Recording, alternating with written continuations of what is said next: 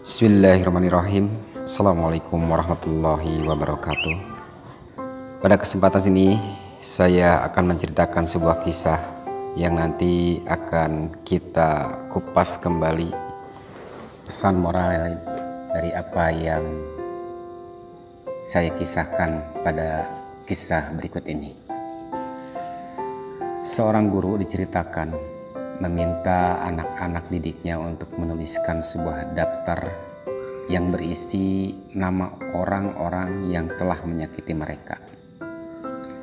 Guru tersebut kemudian meminta kepada mereka untuk menghapus nama-nama yang telah mereka maafkan dari daftar tersebut.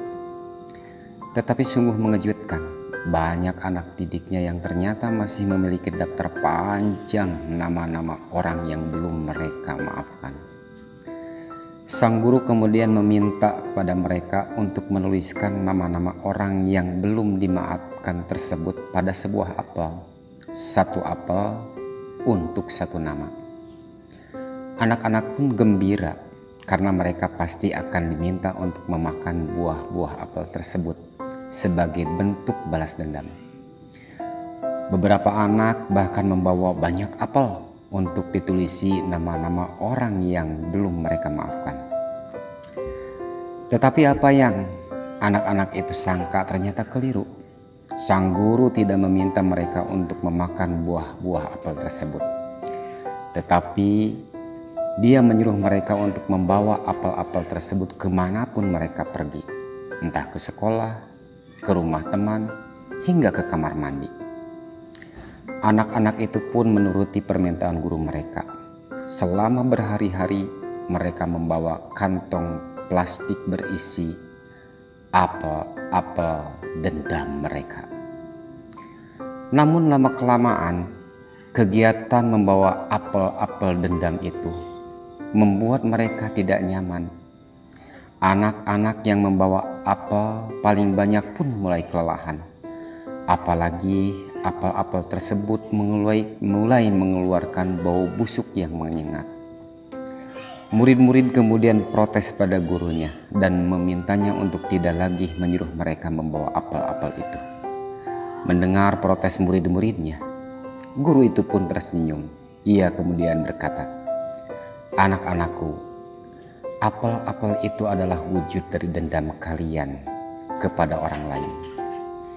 Jika kalian terus-menerus menyimpan dendam, maka hati kalian pun akan busuk sama seperti apel-apel itu.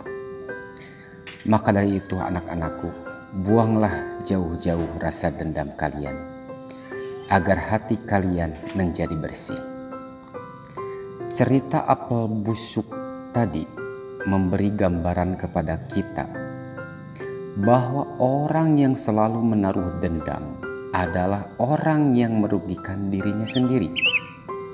Dia menghabiskan waktu, energi, dan pikirannya mencari cara bagaimana agar orang yang telah menyakitinya mendapat balasan yang setimpal, bahkan lebih. Hal ini sama dengan orang yang digigit ular berbisa. Demi melampiaskan dendamnya pada si ular, ia lari mencari dan mengejar ular itu. Saat ia menemukan ular yang telah menggigitnya, ia pun mengambil sebuah batang pohon yang cukup besar. Kemudian dengan keras ia pukulkan pada ular itu. Si ular tewas mengenaskan, tapi tak lama kemudian ia pun mati. Lupa bahwa racun si ular telah menjalar ke seluruh tubuhnya. Dendam bisa membumi hanguskan tali persaudaraan, meluluhlantakkan ikatan persahabatan, dan memporak-porandakan jalinan silaturahmi. Dendam tidak akan pernah menyelesaikan masalah. Dendam justru akan melahirkan banyak masalah. Bisa kita bayangkan betapa sulit dan sempitnya hidup ini jika dendam terus dipelihara, bahkan diwariskan kepada anak cucu kita. Kita semua tahu bahwa Rasulullah SAW adalah pribadi yang memiliki akhlak super. Ketika ditanya soal akhlak beliau ini, Aisyah radhiyallahu anha menjawab, Akhlak beliau adalah Quran.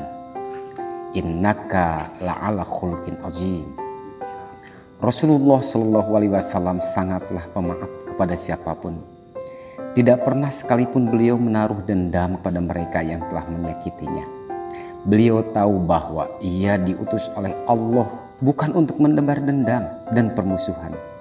Beliau diutus untuk menebar rahmat kepada seluruh alam. Dalam hadis diriwayat Muslim, Rasulullah SAW berkata, "Abghadur rajuli illallah aladul hisam." Orang yang paling dibenci Allah ialah orang yang menaruh dendam kesumat. Memaafkan terkadang memang lebih mudah diucapkan daripada dilakukan. Tapi dengan meyakini bahwa segala sesuatu akan dihisab di akhirat kelak, dan menyadari betapa banyaknya biaya yang harus kita sia-siakan untuk menuntaskan dendam kesumat, insya Allah membuka hati untuk kesalahan orang lain akan terus lebih mudah, terasa lebih mudah. Bukankah Allah Subhanahu wa Ta'ala telah bersabda, "Wal qadiminal ghaidha wal 'afina 'aninas wallahu yuhibbul muhsinin." Memaafkan itu paling dicintai oleh Allah Subhanahu wa Ta'ala. Wallahu a'lam bishawab. Sampai jumpa di kesempatan. Semoga Allah senantiasa merahmati dan meridhai kita semua. Usikum wa nafsi bitaqwallah. Wassalamualaikum warahmatullahi wabarakatuh.